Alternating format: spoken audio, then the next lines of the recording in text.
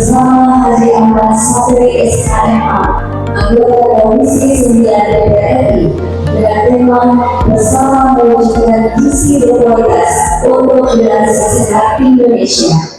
Puji syukur kita panjatkan kepada Allah Subhanahu wa Ta'ala. Alhamdulillah pada hari ini kita semua dalam keadaan sehat walafiat, sehingga bisa mengikuti kegiatan sosialisasi dalam rangka program makan bergizi gratis.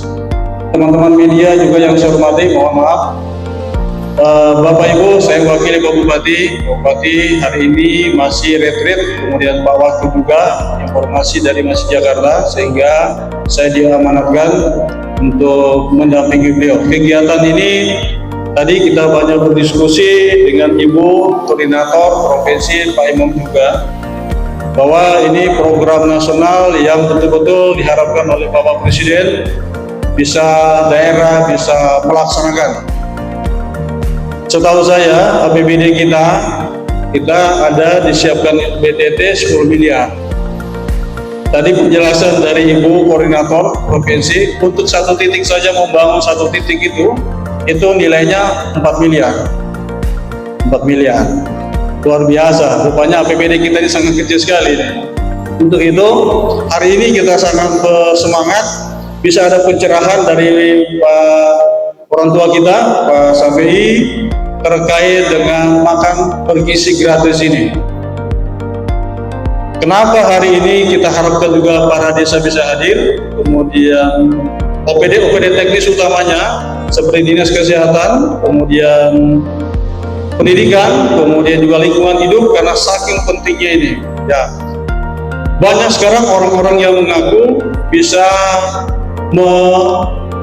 mengikuti atau bisa melibatkan diri terkait dengan kegiatan makan bergizi gratis di kabupaten ini. Perlu ada pencerahan kepada kita semua bahwa semua ini tidak bisa serta-merta, tetapi ada mekanisme yang harus diikuti. Nanti akan dijelaskan secara teknis oleh Pak Haji, Pak anggota DPR bersama dengan tim ahli dan dari provinsi.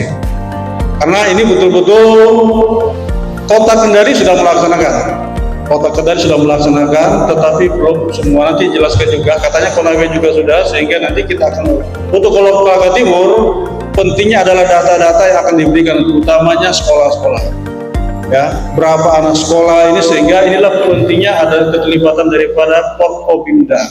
Ya, sehingga untuk Kolaka Timur sendiri masih dalam proses, karena ini tadi penjelasannya beliau bahwa ada mekanisme yang harus kita ikuti, tetapi mungkin tidak lama lagi kita akan launching. Ini penting sekali karena program-program ini harus tetap dilaksanakan. Informasi disampaikan tadi bahwa semua nanti bersumber dana daripada pusat, sehingga mungkin APBD yang kita siapkan di BTT nanti untuk misalnya untuk kegiatan daripada Dinas Kesehatan dalam rangka pendataan, kemudian juga mungkin dari sekolah-sekolah dalam rangka mendata ke sekolah-sekolah, dan sejauh mana permasalahan pos-pos itu mungkin yang bisa kita gunakan untuk dana APBD yang ada. Bapak Ibu semua juga saya mengingatkan sesuai dengan yang di grup kita sampaikan bahwa refocusing akan tetap seyogianya secepatnya dilakukan, tetapi penjelasan tadi orang tua kita Pak Ahmad CPI bahwa toh juga nanti dana itu yang direfocusing nanti akan dikembalikan kepada daerah untuk kepentingan infrastruktur dan lain-lain. Ya, itu makanya hari ini kita sangat berharap, momennya sangat baik sekali, ada pencerahan-pencerahan kepada kita terkait dengan makan gizi gratis ini. Karena ini sekali lagi tadi ada beberapa sudah menyampaikan kepada Ibu Koordinator makan bergizi gratis provinsi, ada yang mengaku bahwa bisa memasukkan, bisa menempatkan, bisa ikut melibatkan diri, padahal ini ada namanya mitra. Ini mitra ini ya harus betul-betul dipertimbangkan. Nah, mitra otomatis nanti mitra ini tidak sekedar asal jadi, tetapi mitra tetap juga harus mempunyai infrastruktur, membangun sendiri. Ini betul-betul harus dipertimbangkan. Mudah-mudahan hari ini ada penjelasan secara teknis, ada semangat, ada bimbingan kita dari anggota DPR Komisi 9 sehingga pelaksanaan makan bergizi gratis di Kabupaten Kuala Timur bisa berjalan dengan kondisi dana yang sangat maksimal. Saya pikir itu yang bisa saya sampaikan. Mohon maaf bila banyak kekurangan. Terima kasih Pak Safi, orang tua kita mulai pagi. Beliau ini mulai pagi, mulai jam 9 sudah di sini. Kita sholat di belakang tadi sampai saat ini. Beliau sangat bersemangat sambil tadi melihat infrastruktur yang ada. Beliau banyak bercerita tentang proses pemekaran kemarin. Mudah-mudahan kita doakan beliau bisa sehat-sehat dalam menjalankan aspirasi di DPR RI Jakarta. Mohon maaf bila banyak kekurangan. Billahi taufiq wal hidayah. Wassalamualaikum warahmatullahi wabarakatuh. Karena persoalannya Pak, saya satu-satunya anggota Komisi 9 yang berasal dari Dapil Sulawesi Tenggara ini. Makanya saya harus keliling ke Sulawesi Tenggara itu untuk mensosialisasikan ini. Nah, ini yang berat rasanya. Karena saya selalu berpikir bahwa kasihan sebenarnya. Kenapa kasihan? Seharusnya anak-anak kita sudah mendapatkan makan gratis di bulan Februari ini, belum bisa dapat menikmati makan gratis ini karena belum tersedia istilahnya kalau orang PGN ini SPPG, Satuan Pemenuhan Pelayanan Makan Bergizi Pak ya itu. Kalau disimpulkan itu dapurnya yang belum ada Pak. Nah sekarang bagaimana membuat dapur, bagaimana menyelenggarakan dapur ini agar semua berjalan. Nanti sebentar kita dengarkan penjelasannya Pak Imam. Ya seperti apa itu kemudian, itulah saya beri. Tapi kalau kita mau menunggu Bapak Ibu sekalian, ini saya keliling Sulawesi Tenggara, saya perkirakan nanti ada kabupaten di Sulawesi Tenggara ini kalau tidak disupport betul-betul yang tidak bisa menyelenggarakan SPPG ini, artinya tidak ada pelayanan makan gratis selama tahun 2025. Kita sayangkan itu bakal dibayangkan itu uang lewat di mukanya kita. Tapi kemudian kita tidak menangkap, tinggal mau ditangkap, ini mau disuruh apa, tapi kemudian tidak. Oleh ini saya berharap kepada kita semua Bapak Ibu sekalian, utamanya teman-teman saya dari dunia usaha, ya teman-teman birokrat, utamanya juga pemerintah daerah tentu, saya mohon Pemda ini bisa menginisiasi bangun dulu dapurnya dulu satu, paling tidak gedungnya, prasarana alat masaknya, kemudian untuk transportasinya, nanti kemudian dikerjasamakan dengan siapa ya silahkan lagi nanti. Minta mohon dukungan Bapak-Bapak sekalian, Pak Camat, sampaikan kepada desanya Pak Lurah, betul kemudian instansi terkait untuk kooperasi UMKM dan lain sebagainya. Nah ini juga semua akan berdatang. Karena tujuan utama dari penyelenggaraan makan bergizi ini yang pertama untuk meningkatkan gizi generasi kita, ya untuk mencapai nanti tahun 2045 menjadi Indonesia emas. Dan itu dibutuhkan ya manusia-manusia terampil, manusia yang punya ya kemampuan lebih. Nah, dan kalau untuk mencapai itu tentu dibutuhkan dulu memperbaiki gizi dari sekarang untuk kita sampai ke sana. Yang kedua tentu akan memperbaiki ekonomi di wilayah itu. Kita bisa bayangkan kalau ada uang 30 juta per hari beredar kalau satu dapur, kalau 10 dapur 300 juta. Nah, sekarang pada umumnya kita punya masyarakat ini sebenarnya mau berusaha, mau menanam apa saja, yang penting jelas pasarnya. Sekarang ini pasarnya sudah jelas, tinggal kita saja punya kemauan. Jadi kalau ini tidak terjadi, tentu ya kita lah yang rugi rasanya, tidak memanfaatkan situasi ini. Oleh itu saya hadir di sini untuk mengajak kita semua sekalian, utamanya dunia usaha, mari kita berpartisipasi. Skema pembangunan dapur ini ada dua, ada memang yang dari APBN, tapi itu tidak banyak. Dan kemudian mungkin karena masih panjang, mungkin 4 Oktober baru jalan. Kalau Oktober baru jalan, anak-anak kita tidak makan, tidak dapat makan gratis. Nah oleh itu diharapkan ada kemitraan teman-teman pengusaha yang ada di Kabupaten Kuala Timur ini untuk bermitra dengan PGN untuk membangun dapur ini. Sekali lagi, program makan bergizi ini mau atau tidak pasti jalan. Ya, kenapa pasti jalan? Karena ini janji presiden dan kemudian masuk dalam Astacita Bapak Presiden Prabowo. 8 program prioritas Presiden Prabowo antara lain ini makan bergizi gratis ini. Ya, jadi tidak ada jalannya untuk tidak jalan. Kalau dia tidak jalan, artinya ya kecuali Bapak Presiden mengingkari janjinya. Kalau sudah presiden yang kita tidak mau percaya siapa lagi? Jadi kita harus yakin bahwa Insya Allah akan jalan, tentu dengan dukungan dan dorongan partisipasi semua pihak yang ada di sini. Ini bukan hanya kita, TNI, Polri, semua menjadi beban ini. Saya kira ini Bapak Ibu sekalian yang saya dapat sampaikan pada kesempatan ini. Ibu, perkenalkan nama saya Imam Bahtiar. Kebetulan ditugaskan di Kabupaten Kolaka Timur untuk menyampaikan materi terkait dengan program makan gizi bergratis. Ini bagi saya kebetulan yang pertama kali, yang kedua ya, kemarin di Kolaka Utara itu habisnya adalah pengen jadi ASN. Jadi memang ini perlu pemahaman tersendiri ya bagi Bapak dan Ibu yang ada di pemerintah kabupaten ya. Jadi Bapak dan Ibu, program ini sebenarnya sudah berjalan mulai tanggal, kalau di kita ya itu tanggal 6 Januari. Jadi itu ada sudah ke waktu pertama berjalan itu baru sekitar 200 dapur yang beroperasi. Jadi sekarang hampir kalau saya mempelajari hampir 200, namun kayaknya di Kolaka Timur belum ada ya. Jadi apa sih sebenarnya program makan gizi gratis itu? Tantangan saya harus bisa memberikan ini dengan baik dan mencari Bapak Ibu bisa mencerna kira-kira apa sih sebenarnya. Nah, untuk bisa mencerna saya bisa minta tolong, bisakah Bapak dan Ibu? Bisa ya, minta tolong ya.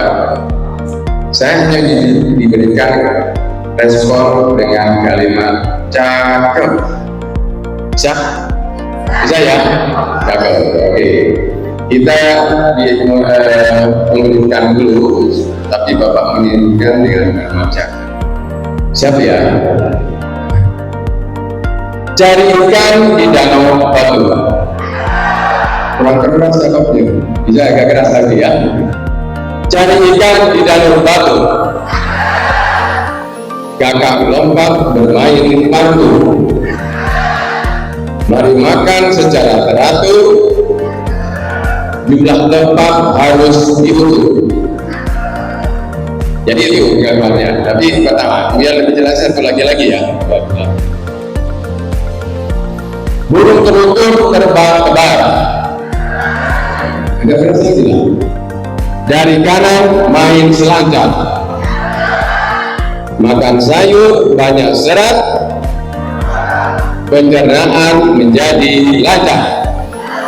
Tepuk tangan untuk kita semua. Jadi poinnya adalah ketika kita bicara makan gizi gratis, itu kita bicara makanan yang tepat, yang memiliki gizi, dan itu dikonsumsi oleh semua masyarakat. Kemudian yang kedua, ketika berbicara gizi, itu tidak harus mahal, tapi tidak harus juga itu memberatkan dari Bapak dan Ibu ketika melakukan program ini. Jadi itu sifatnya adalah meningkatkan kebutuhan gizi yang ada di sini. Nah itu mungkin secara konsep yang Bapak dan Ibu kita ketahui. Nah biar kita tahu lagi kira-kira apa sih tujuan dari program makan gizi ini, tujuannya ya, dan kita tahu bisa Bapak dan Ibu berdiri semua, bisa berdiri semua. Ayo kita, ini fotonya hilang, keretanya hilang, mudah-mudahan bisa ini ya. Jadi kalau saya katakan meningkatkan gizi berkualitas, Bapak dan Ibu bilang yes, itu ya. Meningkatkan gizi berkualitas, yes. Terus izin Pak ya, kita mulai biar kita lebih semangat ya. Meningkatkan gizi berkualitas, agak keras lagi Bu, biar lebih semangat juga. Meningkatkan gizi berkualitas untuk generasi Indonesia emas. Ya, program ini terkait dengan gizi dari masyarakat kita, terutama nanti ketika kita berhadapan dengan masyarakat, apa sih gizinya yang harus diintervensi. Kemudian yang kedua adalah untuk kualitas sumber daya manusia Indonesia. Nah, saya akan mulai dari pertama. Ini dua besar. Jadi di sini adalah pemenuhan gizi itu mulai dari sejak dini. Sejak dini itu dia mulai kapan? Sejak dalam kandungan. Kemudian juga ketika dia akan belajar, si anak diintervensi mulai ketika dia masuk sekolah harus diintervensi dengan gizi. Dan berikutnya harapannya dengan ada gizi yang diberikan kepada masyarakat melalui program ini, maka nanti ke depan kualitas sumber daya manusia itu akan lebih baik gitu. Jadi itu poinnya. Kemudian Indonesia Emas, saya pikir ini sudah Bapak dan Ibu pahami karena menjadi ini jargon dari semua pemerintah yang ada di pusat, provinsi maupun kabupaten. Jadi ini menjadi tagline. Tagline-nya Bapak dan Ibu akan di semua dokumen akan menggunakan Indonesia Emas 2045 karena ini kesepakatan yang harus kita penuhi. Lanjut. Nah, Bapak dan Ibu tadi dikatakan oleh Bapak Iqbal ya, Dokter terkait dengan asta cita. Nah, ini harus dipahami karena Bapak dan Ibu rata-rata di sini adalah pemerintah ASN dan pemerintah. Maka semua program kegiatan yang Bapak Ibu lakukan ke depan itu harus mendukung yang namanya asta cita. Asta cita ini adalah suatu visi dari Bapak Presiden ketika dia akan melakukan pemerintahan selama 5 tahun ke depan. Ada 8 dari asta cita yang akan beliau lakukan. Nah, ini nanti menjadi tagline juga di dalam dokumen perencanaan Bapak dan Ibu, dan konsep ke depan asta cita ini akan menjadi guidance ketika Bapak nanti melakukan program dan kegiatan di masing-masing lembaga atau organisasi maupun SKPD. Jadi inilah yang harus menjadi ukurannya. Nah, terkait dengan makan bergizi, ini kita ada 2, 3, 4, dan 6. Jadi ada dari 8 program terkait dengan program makan bergizi ini ada 4 yang menyasar program makan bergizi, kemudian ada kaitannya dengan visi. Yang pertama adalah memantapkan sistem pertahanan keamanan negara, mendorong kemandirian bangsa melalui swasembada pangan. Pertanyaannya, apa hubungannya antara swasembada pangan dengan makan gizi gratis? Ada yang dari Dinas Pertanian? Saya mau lebih interaktif ya Pak. Jadi ada Dinas Pertanian? Camat? Apa kira-kira Pak hubungannya? Terima kasih Pak. Terkait masalah kaitannya dengan makanan bergizi dan swasembada pangan, bahwa salah satu penunjang makanan bergizi itu tentu bersumber dari ketahanan pangan yang kita miliki. Mustahil kita bisa mencapai suatu gizi yang gizi yang baik ketika memang swasembada pangan di negeri kita tidak terjalin Pak. Kira demikian. Ada yang lain Pak? Kira-kira ada? Dari Ibu, maka kita biar dipahami. Terima kasih banyak. Assalamualaikum warahmatullahi wabarakatuh. Badan Gizi dengan adanya sosialisasi ini karena ini sangat mendukung tupoksi kami sebagai Kepala Dinas Ketahanan Pangan Pak. Jadi tadi pertanyaannya apa hubungannya dengan swasembada pangan dengan makanan bergizi? Kita ketahui bahwa kalau pangan kita sudah swasembada, masyarakat kita sudah berdaulat di bidang pangan, maka disitulah kemerdekaan, karena ketahanan negara dan ketahanan pangan sama pentingnya Pak. Kalau pangan kita tidak tersedia, tentu ketahanan negara juga akan kacau. Berlaku hukum rimba. Nah, dengan adanya ketahanan pangan pada suatu daerah, maka tentu masyarakat akan memilih makanan sesuai dengan kebutuhan yang dibutuhkan oleh individu masing-masing. Nah, tentu akan menambah kekuatan bagi keluarga. Sehingga kita sangat bersyukur adanya program Bapak Presiden Astacita ini. Kami juga Kabupaten Kolaka Timur sudah sosialisasi bersama dengan desa dalam rangka undang-undang pemanfaatan dana desa, dan mudah-mudahan kalau Manggaran Bergizi Astacita ini adalah program Bapak Presiden untuk anak sekolah, kita harapkan dana desa 20% itu menyisir semua ibu hamil, ibu menyusui, kemudian anak-anak yang terintervensi stunting, dan juga bagaimana perkawinan atau memperbaiki reproduksi daripada masyarakat. Nah, ini yang kita harapkan ke depan. Semoga dengan adanya program yang dibawa oleh Bapak Haji Anwar Safi'i, orang tua saya dari Kolaka yang banyak membimbing sampai seperti ini, tentu sangat kita harapkan secepatnya Kolaka Timur Pak untuk dilakukan makanan bergizi gratis ini. Karena kalau desa kita kabupaten lain sudah ada, kami Kolaka Timur sementara kita sangat mengharapkan generasi emas kita di 2045 bisa terjun dengan kita memburu program daripada Astacita. Saya kira itu. Terima kasih Pak. Assalamualaikum warahmatullahi wabarakatuh.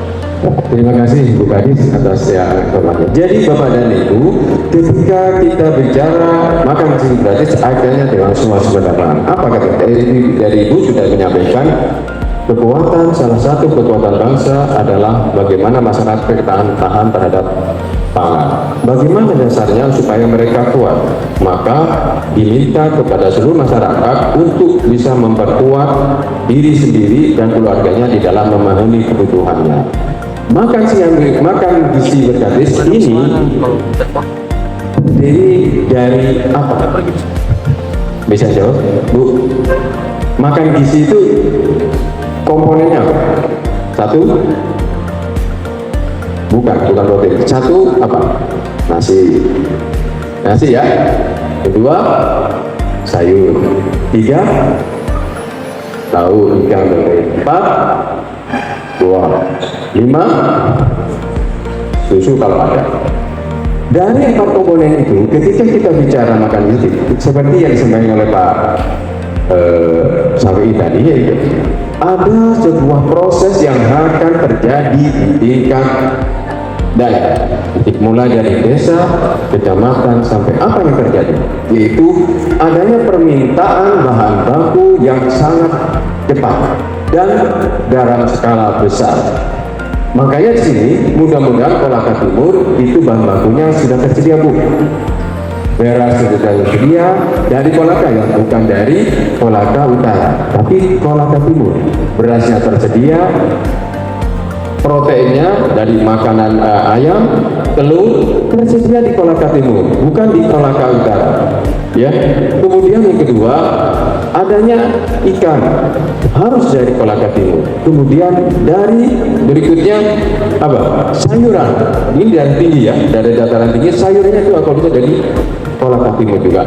Maka permintaannya kalau dalam sehari Bapak belanja 30 juta dalam satu orang, dan itu satu dapur ya Pak. Kalau misalkan ada 10 dapur di Kolaka Timur, itu permintaannya kalikan hampir 300 juta per hari untuk membeli sayuran, makanan, beras, kemudian apa lagi? Telur, ikan, dan buah-buahan. Itulah yang terjadi yang kami maksud dengan swasembada. Ketika